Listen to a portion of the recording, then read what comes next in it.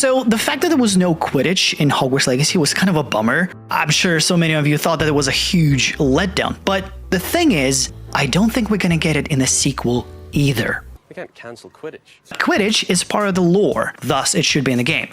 And yes, that's true, but it doesn't mean that that's technically possible. And so I believe that was exactly the reason why we didn't see Quidditch in the first game, and I believe that will be the exact same reason why we will not see it in the sequel. Stop. And by trying to make a single team make a Swiss Army game would be both waste of time, money, and waste of opportunity of trying to succeed at that one title.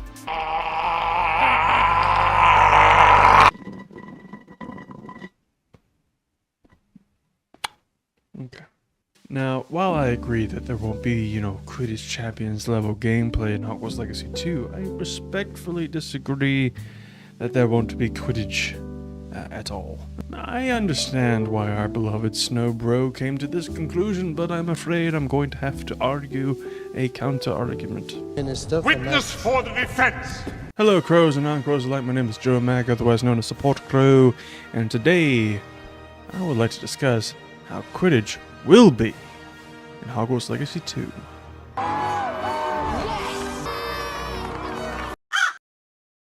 So, I agree that there won't be Quidditch in its entirety. Like, if you want a Quidditch game where you pick and choose your own position and you play through multiple full matches of Quidditch all the way up to the cup, then what you really want is just a Quidditch game with a sprinkle of RPG elements. If that is what your heart is set on, go play Quidditch Champions when it releases. However, is the alternative to just not have Quidditch at all? No, I don't think so. I believe there's 3 ways we can have our Quidditch game while still maintaining that core single-player role-playing wizarding adventure that we love so much. Number 1, minigames. Quidditch in the old Harry Potter games worked the same way, more or less. You flew through rings in the sky and eventually caught the golden snitch. What if we reintroduced a revamped version of those games into Hogwarts Legacy 2? Now, hear me out. Now, you might agree with Ben that those mini-games were very gimmicky. I agree with Ben that they were very gimmicky. They were fun for the PS1 game and the early PC games, sure, but towards the end of, Harry Potter's lifespan, for those games anyway, they got very bland and they felt very forced. However, what determines a minigame to be bland and gimmicky? Remember, Hogwarts Legacy has its own minigames in the form of Summoner's Court and Crossed Wands and those flying trials. Sure, they were finite, but for the time that they were there, they were very fun. And they scaled in difficulty. Now, just do me a favor for a moment. Just close your eyes and just imagine in your mind what I'm about to tell you, alright? Alright, here we go. You're playing Hogwarts Legacy 2. Wow. You sit down on the couch, you turn on the console, and begin playing this highly anticipated sequel. It's summer in the game, and the Quidditch team captain for your house comes up and asks if you would like to try out. So you go to the Quidditch pitch to sign up, and you're given 4 options: Keeper, Beater, Seeker, and Chaser.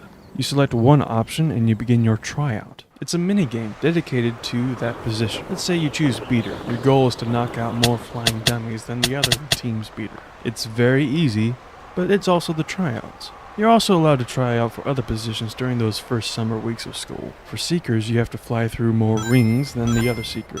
For Chasers, you have to score more points than the other. For Keepers, you have to block more incoming shots than the other. It's all very easy, but again, this is just the tryouts. Your best performance grants you a position on the team, and you're allowed to enter the team room, where you get to meet other members of your team. Get to know their characters, maybe become embroiled in their stories. As the seasons go by, we play these mini-games again, but with steadily increasing difficulty, until we reach the spring finale. It's the hardest version of the mini-game. Just like Summoner's Court against Professor Ronan. You know that if you lose this game, that's it. There's no replaying the match. There's no restarting the match if you fail. The opposing team is the best they can be, but because you practiced and prepared, you managed to beat the game. earning your team the Quidditch Cup. Now, is playing a minigame the same as playing Quidditch itself? No, of course not. But, however, Avalanche has proven themselves in making minigames that we find enjoyable. I believe they can pull it off. At the end of the day, you might say that a minigame is just a gimmick. But for me, in Hogwarts Legacy, it's roleplay. If you play Dungeons & Dragons, then you understand how people can take something very little and make a lot out of it. And again, this is a AAA RPG that you're spending X amount of cash for, so I also understand, wanting something to be the best that it can be. But consider what this accomplishes. You get to choose a position on your team for your house, and consider the consequences of that. You may be working with different members between houses. If you're flying for Hufflepuff, Imelda Reyes, the person who sent you on those time trials in the first game, is not going to be on your team. You're going to be competing against her. However, on the Slytherin team, she'll be on your side. She'll be working with you. And we may even discover more about her character than we did in the first game this way. Is it just minigames? Sure. But we allow the player to define themselves further, allow choices with unique consequences, and ultimately provide a Quidditch experience in a fun and unique way. Number 2, multiplayer.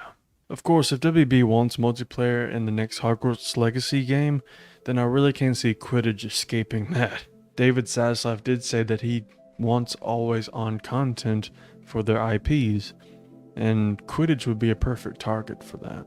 For that, they could pull like a Dragon Age Inquisition, where they outsource the multiplayer mode to another studio and then it gets built with its own budget and its own timeline, while the main team at Avalanche gets to, craft the Hogwarts experience that we're actually putting money down for. I know some people have said, it could just sort of connect us into Quidditch Champions, like you go into a menu and you hit multiplayer and then it just sort of launches Quidditch Champions. I disagree with that. I wouldn't, personally, I would not like that at all. Quidditch Champions does promise to be a well-rounded Quidditch experience, this is true, but it is a different art style and a different time period. If I go to play Quidditch in Hogwarts Legacy, then I want a Hogwarts Legacy style of Quidditch, authentic to the time period and the style Hogwarts Legacy is set in. Seeing Harry Potter fly around in a cartoony art style will just break my immersion faster than you can say snap, crackle, pop. And honestly, I think that's the bigger issue out of all of this. Not whether or not Quidditch will be in the sequel. I'm pretty sure Quidditch is going to be in some form in the sequel. But how will it feel authentic to the game and to the time period? Number 3, relationships and consequences. In this one, we're not really a Quidditch player at all. We're not playing Quidditch. We're just a fan out there in the stands. However, we're also friends with the team members in a way. We can start relationships with them and helping them with their, personal quests and making the right choices along the way may determine their overall performance as a team and potentially win the Quidditch Cup that way.